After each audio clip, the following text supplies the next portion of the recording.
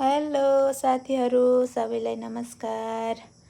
आज चाहिँ हामीले गाभा खाने कुरो भयो। अब के तरकारी खाने भन्दाखेरि यसो हेरेको चाहिँ उता पल्तिर दाइको गएर चाहिँ यस्तो गाभा रहेछ टन्नै। उहाँहरूले चाहिँ खासै खानु भएन, त्यही भएर आज गाभा खानु पर्यो मम्मी भने। अनि मम्मी गएर गाभा टिप्न लाग्नुभयो।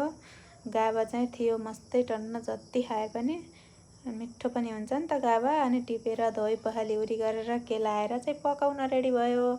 अनि त्यसमा चाहिँ थोरै तेल हाल्यौँ हामीले, अनि मेथी फुरायौँ, अनि जिरा फुरायौँ, अनि लसुन अनि खुर्सानी फुरायौँ।